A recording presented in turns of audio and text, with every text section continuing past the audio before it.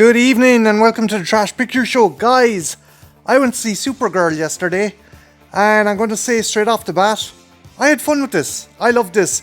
Is it a perfect movie? Fuck no. But it's a fun movie and it's a movie with heart. And a big part of that is Millie Alcock's performance as Kara Zor-El, aka Supergirl. She is charismatic, she is fun, she is feisty, she gets the character.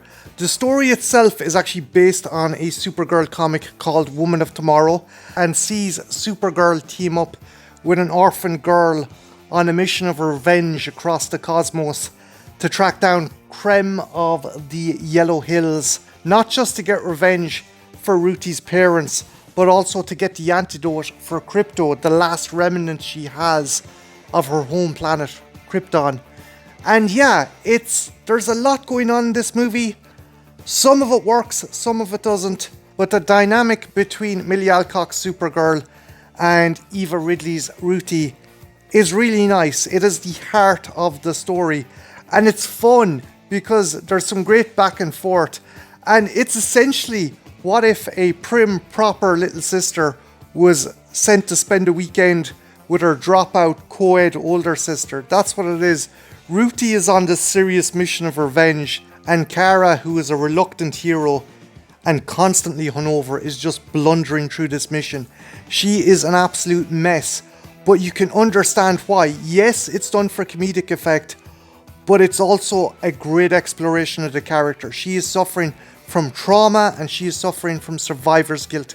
Whereas Kal-El was a baby and didn't witness the destruction of Krypton, she witnessed it firsthand, and she also witnessed her family and the remaining survivors die horribly from kryptonite poisoning in the bottle city of Kandar. So that would fuck you up. She is trying to numb herself to all this pain. And again, Millie Alcock does a great fucking job doing this. She is a reluctant hero. She is a flawed hero. If people are bitching about the fact she's just some drunk fucking ditz of a girl, you are losing the fucking point of this story. And if they didn't do this and make her an awesome Supergirl from the bounce, I guarantee you fuckers would be out there saying she is a Mary Sue. This is a great depiction of the character. She goes through an arc thanks to her interactions with Ruthie, and again, the performance and the connection between these two are so fucking good. Also, one thing I want to say, if you're criticizing this movie because of the looks of Millie Alcock, you're a fucking child. You're worse than a fucking child. You are a grown human being attacking a woman's appearance because you don't like a fucking movie? I mean, if you've genuine criticism, and trust me, this film has flaws, you are more than entitled to have those opinions. But again, if you're going after the actress because of her appearance, you, sir, are fucking scum. You are low-level scum.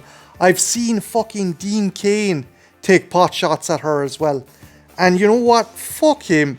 I mean, his fucking tubby arse struggled to get through that ice jungle gym, and he's turning around making fun of this poor fucking girl? Seriously, guys, get a fucking life. Anyway, back to the review. Another great aspect about this movie is Jason Momoa returning to the DCEU as Lobo. He is so fucking fun as Lobo. This man was born to play Lobo. I hope there's a universe out there where Jason Momoa plays every DC character, because he is just so fucking good. Out of all the prior movies, I really did actually like him as Aquaman, and he fucking slays it in this one. He gets Lobo's mannerisms down, and he is just so fucking badass. He is the highlight of the movie. Again, Millie Alcock kicks arse in this role as well, but I think the highlight for me is Lobo. I just wish he was in it more often. Despite all my positive thoughts in this movie, as I said before, there is a lot of flaws. Some of the dialogue is fairly fucking clunky, and everything just seems to happen all at once. It is rather fucking cumbersome in some parts. There's a lot going on. But that said, it doesn't detract from the fun. I think the biggest issue though this movie has is its villain is so fucking weak, and it sucks so much because, as I said before, in Supergirl Woman of Tomorrow, Krem of the Yellow Hills is a completely different character. In that comic, he is an Errol Flynn, charismatic and very disarming character, and he's an interesting villain. Whereas in this, my friend Anthony hit the nail on the head. He's just like one of the Ravagers. It's just like James Gunn transplanted the Ravagers from Guardians of the Galaxy into this movie, or maybe some kind of Mad Max rejects. There's no real unique personality to these characters, and the main villain is just boring. He's just like a diet fucking Joker, giggling and hissing and shit. He's the most forgettable part of this. And I'm not trying to shit on the actor. The actor is doing his best, but I think the source material he's given is shit, and they should have gone with a more charismatic comic book accurate Creme of the Yellow Hills, because that would have been interesting. This guy, again, he's just some kind of intergalactic apocalyptic wasteland biker. He's just fucking boring. And as we've seen before, an Achilles heel for most comic book movies is when you have a shit villain. We've seen it before with the MCU, and we're seeing it again with this. Again, there is fun to be had here with this. It's just it doesn't hold a candle to last year's Superman. I think if you didn't enjoy last year's Superman, you're definitely not going to enjoy this. But if your expectations are at the same level of that, I would recommend lowering them, because it isn't that good, but it's not terrible. This is getting slated, and I think that's undeservedly so. The cast are good. It's just you got a weak villain and you got a bit of a clunky script. But by and large, everyone is doing their best and having fun. For me, this is a 7 out of 10 movie.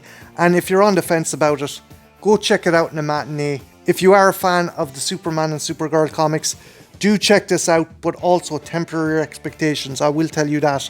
There's fun to be had here, and there's lots of Easter eggs for Superman fans and Supergirl fans, but it's not as good as last year's Superman, I will say that. But yeah, have you seen Supergirl yet? If you have, let me know what you thought in the comments below, and also let me know who your favourite female superhero is. Leave that in the comments as well. My name's Martin, this has been the Trash Picture Show, and yeah, have a good one, take care, bye now.